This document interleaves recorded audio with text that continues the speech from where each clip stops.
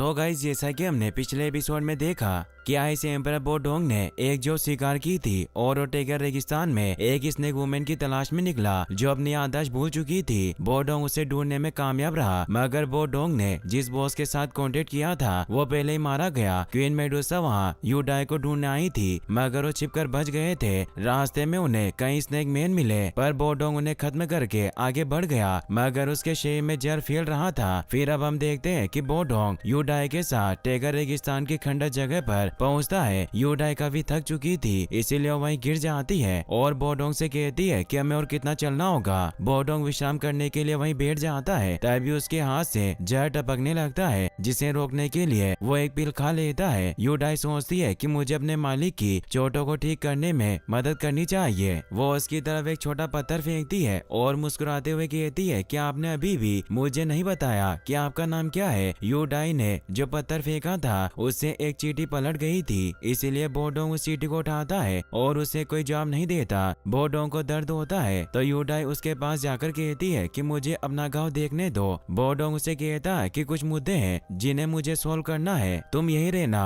और कहीं मत जाना। यूडाई कहती है कि क्या आप खाने की तलाश में जा रहे हो, मुझे भी तुम्हारे साथ चलना है, पर बोडोंग नहीं सुनता। उसे वहाँ कुछ इंसानी पैरों और स्नेक के निशान दिखाई देते हैं, इसीलिए उनका पीछा करता हुआ उस जगह पर पहुंच जाता है जहाँ स्नेक मैन सेलर छिपे हुए थे और वो सभी आराम कर रहे थे। बोडोंग उन पर अपना स्पेयर पॉइंट कर देता है। सभी सेलर भी अपने हथियार लेकर लड़ने को तैयार हो जाते हैं। बोडोंग उन पर हमला करने लगता है, लेकिन तभी वहाँ यूडाई आकर उसे रोक लेती है और हाथ जोड़कर उस व्यापारी के सामने आ जाती है और उसे कहती है कि मेरा मास्टर बहुत भूखा है और इनका मिजाज काफी खराब है, मगर ये मेरे साथ बहुत अच्छा व्यवहार करते हैं, इसीलिए अगर आप हमारे साथ कुछ भोजन का आदान प्रदान करें तो बहुत अच्छा होगा। लड़ने की कोई जरूरत नहीं है और अपने मास्टर को भी इस पैर नीचे करने को कहती है। ग्रुप का लीडर अपने साथियों से कहता है कि ऐसी भी यहाँ खाने की तलाश के लिए है, इसीलिए जो इन्हें चाहिए वो दे दो। और यूडाई को बताता है कि हम ईमानदार व्यापारी हैं और हम वास्तव में लड़ाई से प्रॉब्लम सोल्व करने का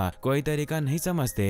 यूडाई अपने मास्टर का इस पैर नीचे कर देती है और ग्रुप के बॉस से कहती है कि हम खाना यूं ही नहीं लेंगे। तो ग्रुप लीडर कहता है कि अगर तुम सच में किसी चीज का आदान प्रदान करना चाहती हो तो मुझे तुम्हारा ये नेकलेस चाहिए। यूडाई थोड़ा परेशान होती है, पर वो उन्हें वो नेकलेस निकाल कर दे देती है। यूडाई बोडोंग से कहती है कि अब आपके गाँव भी जल्दी ठीक हो जाएंगे और आपको लड़ने की कोई जरूरत नहीं है। उसकी ये बात वो ग्रुप लीडर भी सुन लेता है, जिससे उसे पता चल जाता है कि बोडोंग घायल है। यूडाई बोडोंग से कहती है कि अब हमें खाना मिल जाएगा जिसके लिए हम यहाँ आए थे, लेकिन तभी बोडोंग अपनी पावर से उस ग्रुप लीडर और उसके सभी साथियों को खत्म कर देता है और यूडाई से कहता है कि तुम बहुत समझदार हो, पर मैं चीजों को करने का सही तरीका समझता हूँ। यूडाई कहती है कि हमें खाना देने के लिए तैयार हो गए थे, तो फिर आपने ऐसा क्यों किया? मगर आप ऐसा करेंगे तो चोरों और आप में क्या फर्क रह जाएगा? बोडोंग उस ग्रुप लीडर के हाथ से ब्रेसलेट निकालता है और वापस से यूडाई को देने लगता है। वो उसे नहीं लेती, लेकिन उसे जबरदस्ती दे देता है और एक कार्ड के पास जाकर उसका कपड़ा हटाता है। तो यूडाई ये देखकर हैरान रह जाती है कि उन्होंने बहुत सारे स्नेक मैन को कैद कर रखा है। बोडोंग उसे कहता है कि तुम्हें क्या लगा कि ये कोई व्यापारी है? वो मेरी जाति के ही थे, मगर वो स्नेक मैन को बेचने का काम करते थे और जो मुझे सबसे ज्यादा पसंद है वो इन स्नेक मैन सेलर को खत्म करना।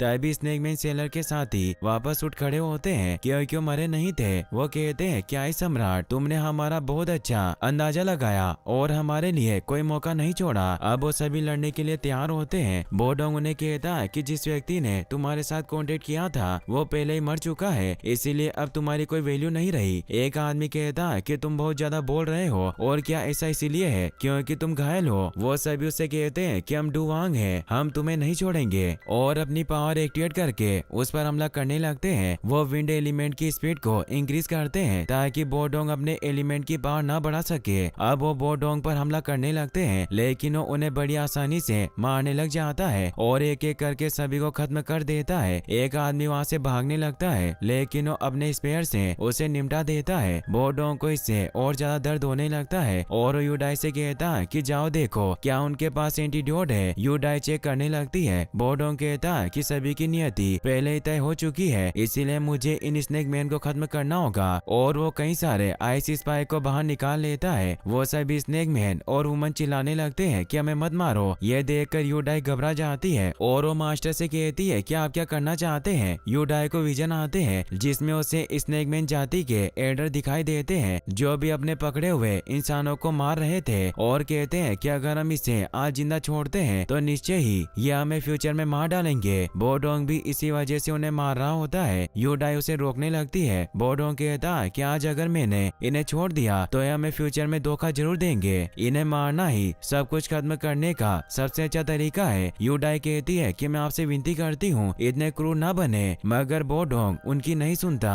और उन्हें मारने लगता है। यह देखकर यूडाई बोडोंग पर हमला करके उसे नीचे गिरा देती है और वो बेहोश हो जाता है। फिर हमें मेडुसा का सीन दिखाया जाता है जो अपने महल में उदास बैठी हुई होती है। तभी एक दासी उसके पास आती है। वो बताती है कि एल्डर ने मुझे यहाँ इसलिए भेजा है ताकि मैं आपको इन्फॉर्म कर सकूं जल्दी रिचुअल स्टार्ट होने वाला है। मेडुसा कहती है कि हमेशा इस तरह क्यों समाप्त होता है। वहीं हम बोडोंग को देखते हैं जिसकी जब आँख खुलती है तो वो देखता है कि वो डेजर्ट के बीच में है और यूडाई बोन फायर की मदद से खाना पका रही है। यूडाई उसे कहती है कि आज हम जश्न मनाएंगे कि आपने किसी भी निर्दोष को नहीं मारा। बोडोंग जल्दी से सारी आग को अपने पैरों से बुझा देता है। फिर वो वहाँ से निकल जाते हैं। बोडोंग यूडाई को बताता है कि तुम सचमुच कुछ नहीं जानती, कुछ लोग हमारे पीछे हो तो हमें कभी भी आग नहीं लगानी चाहिए। यूडाई कहती है कि मैं बस चाहती थी कि तुम कुछ खाओ, फिर मैं देखूंगी कि तुम्हारे जहर को निकालने में कैसे मदद की जा सकती है। तभी बोडोंग कमजोरी की वजह से बेहोश होने लगता है। यूडाई उसे संभालती है और सोचती है कि इस जहर का असर बहुत तेज है और वो एंटीडोट केवल नॉर्मल जहर के लिए था, इसीलिए जहर के प्रभाव को थोड़ा ही कम कर रहा है। इस जहर को पूरी तरीके से खत्म करने का कोई उपाय नहीं है। वहीं हम मेडुसा के सेनापति यांसी को देखते हैं जो अपने साथियों के साथ उस जगह पर पहुंच जाता है जहां यूडाई ने आग जलाई थी, जिससे उन्हें पता चल जाता है कि वो सही रास्ते से आगे बढ़ रहे हैं। यांसी अपने सैनिकों से कहता है कि रानी को इस बारे में सूचना दो कि हम गद्दार के पीछे बढ़ रहे हैं। वहीं यूडाई बोडोंग को लेकर एक जायंट शिप के अंदर ले आती है। वहीं हम स्नेक वॉरियर को देखते हैं जो चट्टानों पर उन दोनों के आने का इंतजार कर रहा था, मगर वो बोडोंग और यूडाई को नहीं देख पाता। यूडाई बोडोंग के कपड़े हटाकर घाव देखती है। उसकी बॉडी पर काफी जख्म थे जिससे वो डर जाती है। अब बोडोंग की बॉडी में जहर काफी फैल चुका था। यूडाई कहती है कि घाव काफी गंभीर हो चुका है, मुझे सोचना होगा कि इसे कैसे बाहर निकाला जा सकता है। बोडोंग उसे कहता है कि यहाँ चट्टान के नीचे एक क्रैक है जिसमें मेरे औजार रखे हुए हैं। यूडाई जब उस दरार को खोलती है तो उसमें बहुत सारे वेपन थे। वो एक छोटे खंजर को उठा लेती है और उस खंजर की मदद से घाव को काटकर जहर निकालती है। यूडाई सारी सड़ी हुई जगह से खराब खून को भी बाहर निकाल देती है। वो बोडोंग को बताती है कि जहर अभी भी आपके घाव की गहराई में मौजूद है, अगर इसे नहीं निकाला गया तो ये घातक हो जाएगा। यूडाई अपने मुंह से चूसकर खून निकालने लगती है जिससे बोडोंग को भी थोड़ी राहत मिलती है। फिर यूडाई वहाँ मौजूद चीजों में से पट्टी निकाल कर लाती है और यूडाई उसे पूछती है कि क्या वही स्थान है जहाँ आप अपनी आपूर्ति की सभी चीजों को संभाल कर रखते हैं। बोडोंग बताता है कि मैं तैयारी के बिना कोई कार्य नहीं करता। यूडाई उसके पट्टी बांधने लगती है और पूछती है कि आप लोगों को क्यों मारते हो। बोडोंग बताता है कि मैं केवल नियमों का पालन करता हूँ। तो वो कहती है कि क्या कोई बेहतर तरीका नहीं है। बोडोंग अपनी रिंग की तरफ देखता है और कहता है कि इसकी वजह से ही मैं आज तक जिंदा हूँ। यूडाई कहती है कि आप बहुत मजबूत हैं, लेकिन क्या आप अपनी जिंदगी से खुश हो। मगर वो कुछ नहीं कहता और वो उसे वहाँ कुछ दूर मौजूद यहाँ सिटी दिखाते हुए कहता है कि सिटी में स्नेक मैन प्रवेश नहीं कर सकते, कल हम वहाँ पहुँच जाएंगे और अलग अलग हो जाएंगे। यूडाई सो जाती है और उसे अजीब से सपने आते हैं जिसमें वो देखती है कि एक रिचुअल हो रहा है। मेडुसा उसकी तरफ बढ़ रही है, मगर यूडाई वहाँ से भाग चुकी थी, इसीलिए एल्डर क्वीन मेडुसा को कहते हैं कि वो भाग निकली। उसने हमारे कबीले के नियमों को तोड़ने का साहस किया, इसीलिए आपको उस देशद्रोही को कड़ी से कड़ी सजा देनी होगी। क्वीन मेडुसा कहती है कि मैं देशद्रोही को वापस जरूर लाऊंगी। तभी यूडाई की एक धमाके की वजह से आँख खुल जाती है और वो देखती है कि बोडोंग वहाँ नहीं है। और जब वो बाहर देखती है तो उसे पता चलता है कि वो स्नेक मैन को मार रहा था, क्योंकि मेडुसा के सैनिकों ने उन्हें ढूंढ लिया था। कुछ सैनिक यूडाई की तरफ बढ़ते हैं, मगर बोडोंग अपनी सीक्रेट ट्रिक से उसे मारने लग जाते हैं, मगर फिर भी उन स्नेक मैन को कुछ नहीं होता और वो वापस उसकी तरफ बढ़ने लगते हैं तो बोडोंग अपनी मिस्टिक आइस पावर को एक्टिवेट करने लगता है, लेकिन तभी यानसी उसकी तरफ एक तीर छोड़ता है जिससे वो अपनी पावर को एक्टिवेट नहीं कर पाता।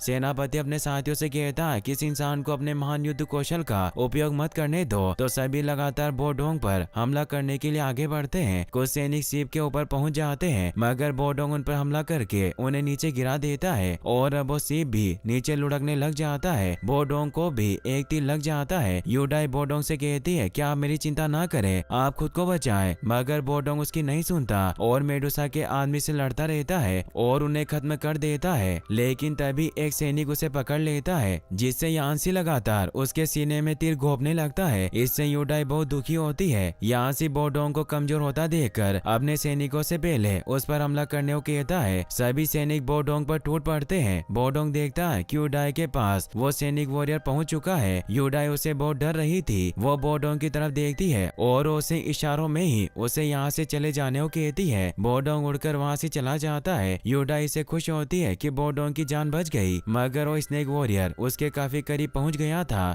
वो उससे कहती है कि तुम मुझे क्यों मारना चाहते हो, मैंने तुम्हारा क्या बिगाड़ा है। अब यानसी और बाकी सैनिक भी शिप की तरफ बढ़ते हैं। तभी वहाँ की जमीन हिलने लगती है क्योंकि बोडोंग वापस आ गया था और उस सैनिकों पर हमला कर देता है। शिप एक खाई में गिरने लगता है। अब बोडोंग भी यूडाई के आगे पहुंच चुका था। स्नेक वॉरियर उसे कहता है कि तुम्हारा इससे कोई लेना देना नहीं है। बोडोंग बहुत ही ज्यादा एटीट्यूड में अपना एक तीर निकालता हुआ कहता है कि मैं एक ऐसा व्यक्ति हूँ जो अपने नियमों का पालन करता है। और इसी के साथ ये एपिसोड यहीं पर खत्म हो जाता है। गाइस, अगर आप इसका नेक्स्ट पार्ट भी जल्दी देखना चाहते हैं तो इस वीडियो को लाइक करने के साथ साथ चैनल को सब्सक्राइब जरूर कर लें। Thanks for watching.